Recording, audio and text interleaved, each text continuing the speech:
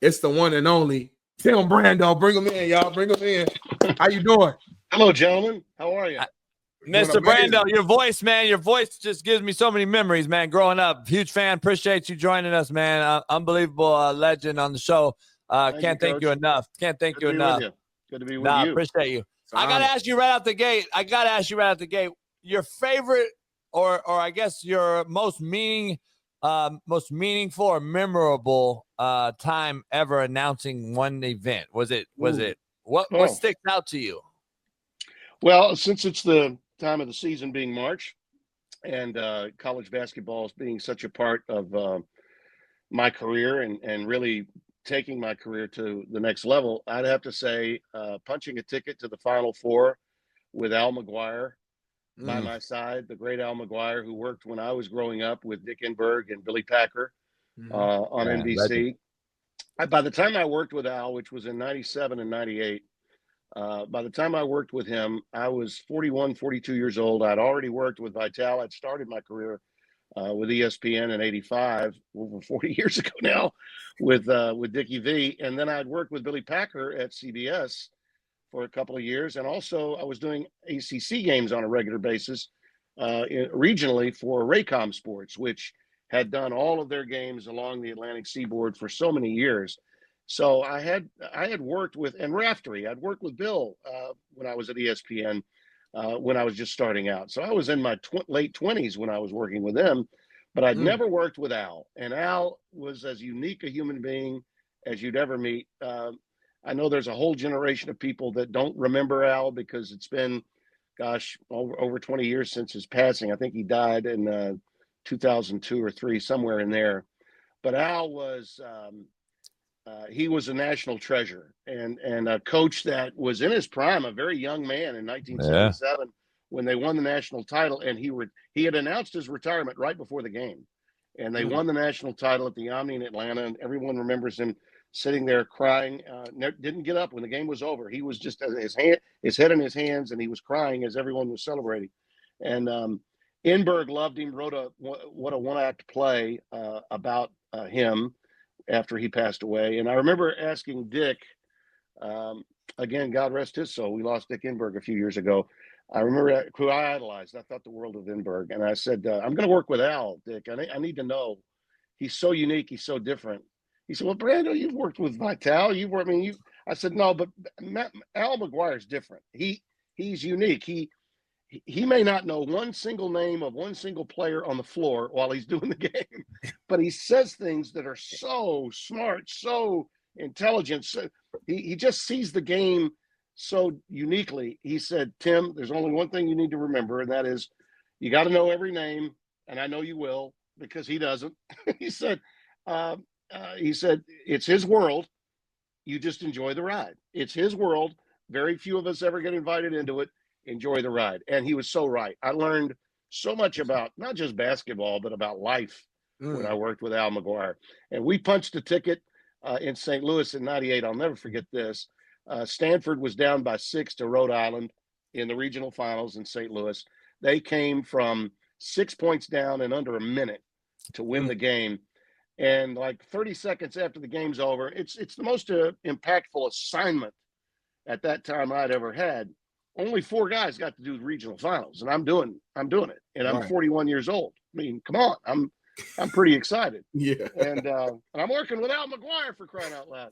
And the next thing I know, Greg Gumbel in the studio is throwing it out to me, and I look up, and there's Al McGuire dancing with the Stanford Tree, the mascot, Stanford Tree. 3 players, Mark Madsen, now the coach at Cal. Was a part of that team, made a big play on a slam dunk and got fouled. Arthur Lee had a big steal. Jim Herrick still has nightmares about what happened to that Rhode Island team that day because they had a 6-point lead with under a minute to play and lost. But it was just an amazing time, amazing day for me. I told this story yesterday because we got Jim Herrick on tomorrow on here. And I grew up a UCLA guy, obviously, and my good friends were on those teams that won it in 95. And I was at practice all the time with Ed and Charles O'Bannon, my high school teammates.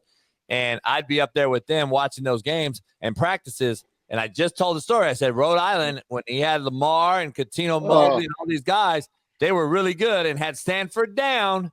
Yeah. And that's my point. That's your point. Like I try to tell Smitty every day, that's the it factor. Yeah. Right. Al McGuire had the it factor.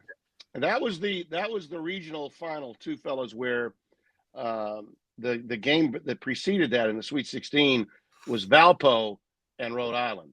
Valpo was a 13 seed. That was the team that Bryce Drew hit the buzzer beater on the pacer play to beat Ole Miss in the opening round. Then they beat Florida State in the round 2 and then went on to win. And that game was close. And I remember Kentucky was playing UCLA. Packer and Nance are doing the game. Lavin's coaching at UCLA, and they're getting blown out. It's like a 25-point game at halftime. And Billy is, in those days now, there was no Turner, so you were getting regional coverage. People would cut into our game, but most of the country was getting Kentucky and UCLA. All right, we've got this unbelievable Cinderella story that Al and I are doing. And by halftime, our score is tied. And Billy's keeping up with all this, and he's literally telling the suits in New York, take everybody, take them to Al and Timmy. They've got the game. This game is over.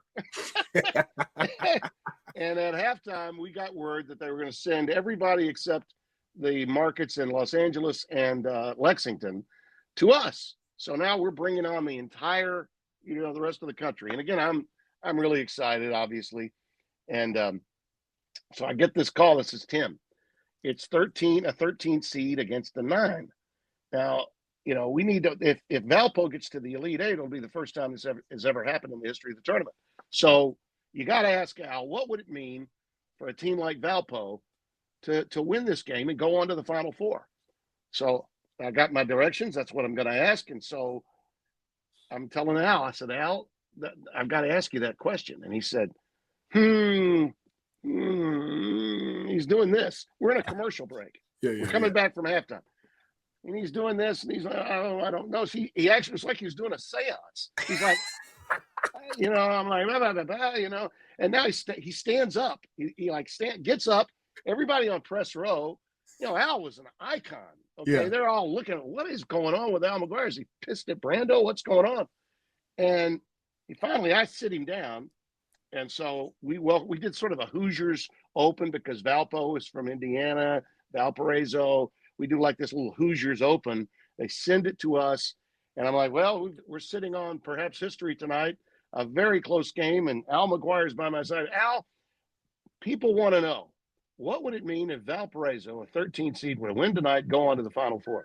And he said, Timmy, my boy, it would be like a Norman Rockwell painting. It's perfect. Now, who the hell thinks of a Norman Rockwell painting? I'm like, holy what in the hell, huh? But it made sense. I mean, I'm dying. I almost fell off my chair. I mean, his technique worked. Whatever this was, it worked. The gods came down. Al was like a flower child before being a flower child was cool. He did all kinds of things. On that same trip, he took a motorcycle ride in the middle of the day. When he came on the road, he only had one pair of slacks and his CBS blazer, and he had 2 shirts because we had to work 2 nights. And the rest of the time, he's got like this big sort of trench coat, Andy Granatelli STP commercial trench coat, and he goes riding on a motorcycle into the ghettos of St. Louis. Okay, he hasn't shaved, and he rides up on his motorbike, and we're staying at this really nice, brand new Embassy Suites. They wouldn't let him in. They wouldn't let him into the hotel. They thought he was a bagman. Security would not let him into the hotel. So one of the guys that works, one of the valets, comes up to me. I'm in the lobby bar area watching Majerus, his old assistant, try to win his way into the Final Four. Rick's coaching at Utah, and they made it to the Final Four that year. I think they were playing North Carolina. And Al didn't want to watch the game. That's why he went on the motorbike. He loved Rick. He didn't want to see the game. He was superstitious that way.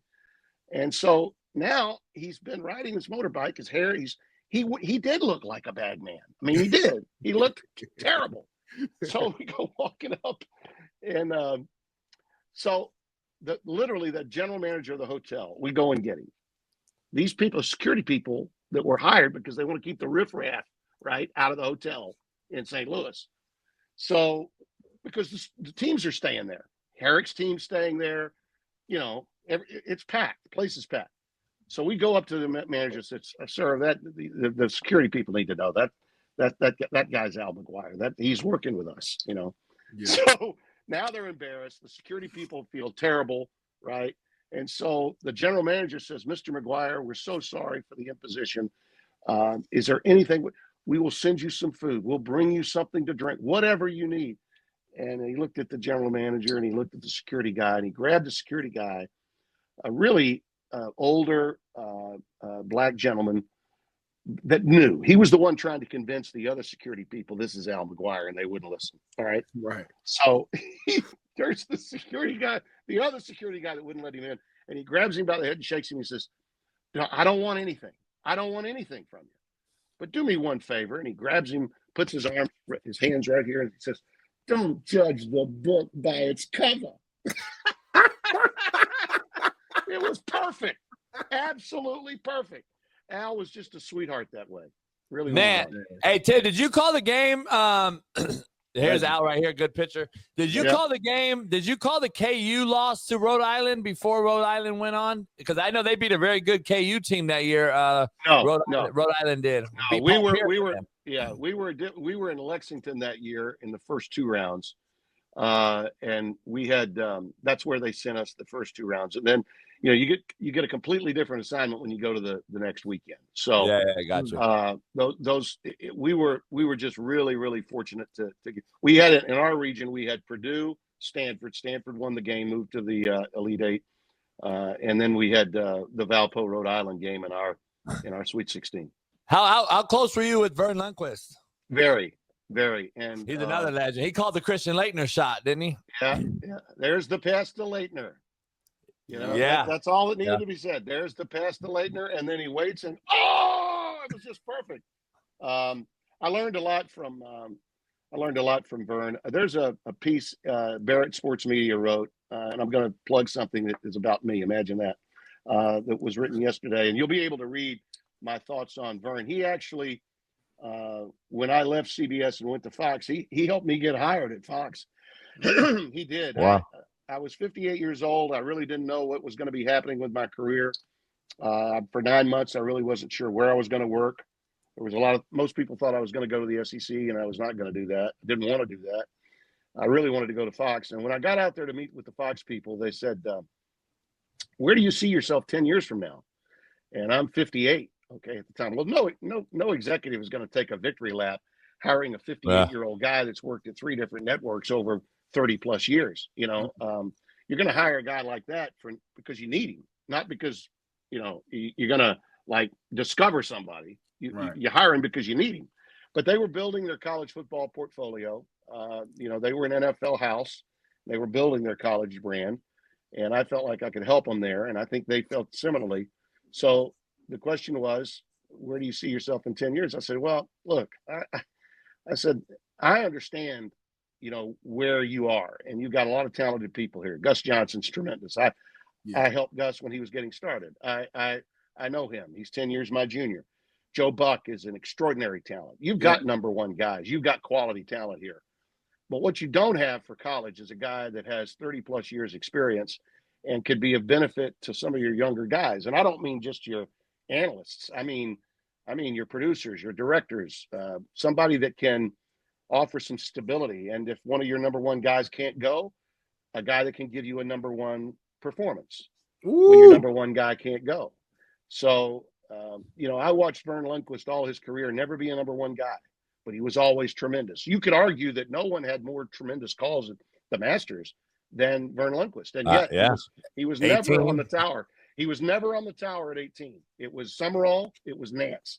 But the great calls that he made, whether he was at 14 or later at 16, in your life, have you ever seen like that? I mean, one of the greatest calls in the history of sports broadcasting. No doubt. I said, Vern was had a long and enduring legendary career. I've never been a number one guy. I won't be a number one guy. But you know what I could be? I could be your Vern. Let me be your Vern. I used that line, and I think it struck a chord with them. That's a hell of an interview right there. Hey, Smitty, go ahead. Hey, did you ever call golf with Vern at all? Pardon? Did you ever call golf with Vern at all? No, I did not. No. I was there at the Masters, but I was doing it digitally. I was doing the digital side on masters.org, PGA.com. I did do some 18 towers for some events when Nance couldn't do it, or Bill McAtee did that a lot. If Bill weren't doing it or Jim weren't doing it, they'd slide me in. You know, I love golf, but that's a hard nut to crack because they very, very rarely do they have real announcers. Most of the time it's a golf course. It's a golf course architect or a golf teacher, you know, a guy like Peter Costas. Really, usually the only guys that are that are quote unquote broadcasters are on the 18th tower. That's about it. They did, of course, have Vern, which I thought but they only used Vern on the big events. You know, Vern was there for the Masters, he was there for the PGA, but he didn't work weekly. And then Faraday, right? Then Faraday came along with his persona, and then my buddy that just retired from actually swinging them, Pat Perez, when they went over to Live, he's now calling them. He's calling the Live now on the court. So you know, Pat's a great. Pat had to tell you hello, by the way. He's a good friend of mine. Pat's a great guy. Tell him I said hello. No doubt. The guy. They also had to have someone with a British accent always. Yeah. So if there was a Ben Wright or Henry Longhurst, I say. You know. And the only chink in the once impregnable armor of his game is the 4-foot putt for par.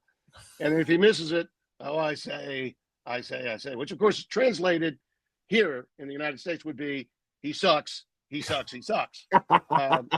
Right. Those guys, those Britishers get away with murder on the air. You know, they do. Hey, where are you at with the golf game right now? Like, are you with the Live and everything in the transition? I don't like it. I don't like it. I wish they'd merge. I wish they'd find a way. I think golf is suffering right now. And no disrespect to Pat, no disrespect to David Hill and those guys trying to do what they're doing with Live. Yeah. But as an avid golfer and a fan of the sport, I agree. I don't like it. I can't get into watching it because they're guaranteed money. You know, what brought me to golf and away from baseball was the fact that these guys, if they don't win, they don't stay on tour. If you have one bad year, you lose your card, you're done. Yeah. And we used to have Nike events and Hogan events at my course here in Louisiana, Shreveport, where I live. And that's how I got to know most of the golfing community. And sadly, I mean, the real truth is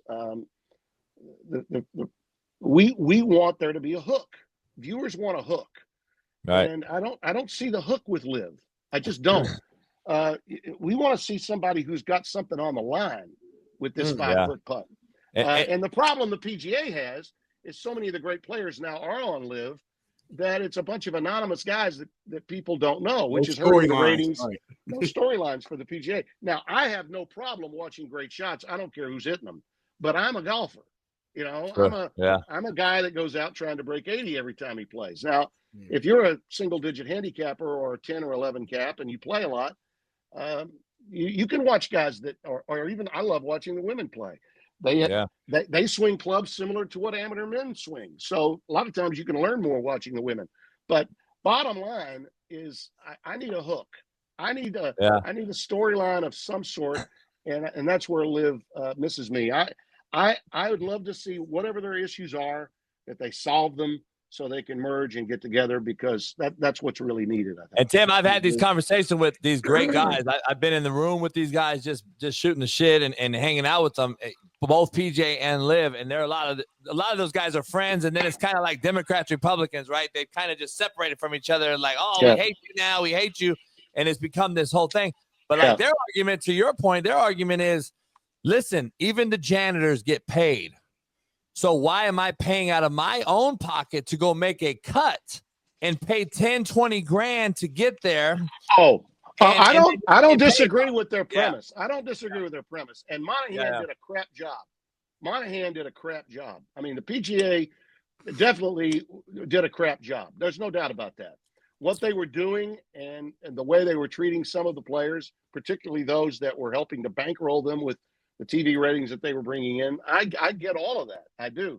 But just, again, as a viewer and an avid golfer, like when I watch and I see Live and these guys are in shorts and a guy hits a bad shot, he hits another bad shot.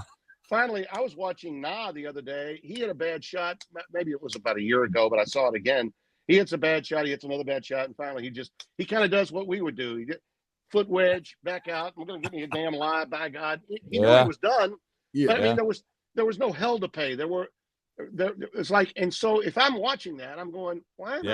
It just feel like there's a true investment in the game. Like, I'm getting paid regardless. I'm just having fun. I can videotape myself and see that shit. Yeah. No doubt. So bottom line, and then the other thing that I don't get is the team thing. You know, they got these graphics up, and it looks like a NASCAR event. Hey, by the way, they don't like the team shit as much as people think either. They don't like it either. They kind of want to merge as well. The Live wants to merge, so I hope they do. We shall see. I like those guys. I like those guys. I've not gone after any of them. I think the holier than thou commentators that did, should look in the mirror and find the enemy. The enemy sometimes is themselves. Yeah.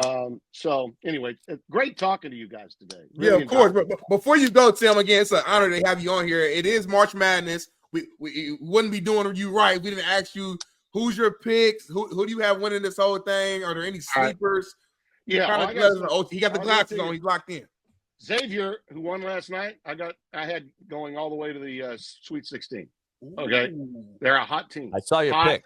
They're a hot team. I've got them going to the Sweet 16. Tennessee will ultimately knock them out. St. Mary's, I've got getting to the Sweet 16. These are all teams that I've got going to the Sweet 16. Okay, UC San Diego, I think will beat Michigan.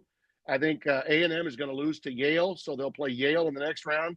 UC San Diego will get to the Sweet 16. The Auburn bracket is going to open up. Their side of the bracket is going to open up because of upsets, in my view. Their toughest game will be with Michigan State in the Elite Eight, and that'll be a fun one to watch, but I think that's the only team that can knock them out. Florida's got a rougher road to hoe. I think on that side of the bracket, Drake is a team, another outstanding team that can not only win the first round, but win in the second round. I think they can get to the Sweet 16. I've got them beating Texas Tech to get there. St. John's will hammer Kansas. No problem for St. John's beating Kansas. They will play Florida, and that's the only number 2 I've got getting in. I got a lot of upsets early. Akron's going to beat Arizona. And as I mentioned, I love St. Mary's. McNeese State is going to get to the Sweet 16. They're going to play High Point because High Point's going to knock off Purdue. So a lot of upsets early. Remember, when you're doing your brackets, if you miss on some of these, it's no big deal because those teams, after they get their one shining moment, which comes in the second round of the Sweet 16, they're fine with that. They come home feeling like national champions, and it opens it up for the 1s and the 2s. Yeah. So I've got 3 1s, Auburn, Duke, Houston, and I've got St. John's as a 2 because I think they match up perfectly with Florida. Florida, as great as they've been, they're a young team with a young coach. You know, Bruce Pearl has been there. Golden has not. And it's different. And each stage, it gets bigger and bigger. And I think the coaches that have been around, that's why Izzo gets there so often, because he knows the lay of the land. Yep. Okay, so I've got Houston and Auburn in the national championship game, and Auburn cutting down the nets. Woo! Tim, I got Houston winning it, and just because of the money that's going to pay out for me with the odds, I got Houston going all the way. So it's funny. We got the same final. I got Florida, Houston, but yeah. Hey, Tim, I can't thank you enough, man, for joining us. And, happy to do it. Trey Savills throughout this thing and call some great ones, man. I appreciate you as always, and we'll see you soon. I'm glad we got this thing together. This was By the way, I work at Fox Sports too. I'm a social media producer on the studio show side. So technically speaking, we are co-workers. So we are colleagues. He don't know you, though, Smitty. We are colleagues. He don't know you at all. Yeah, he don't know you at all, though, Smitty.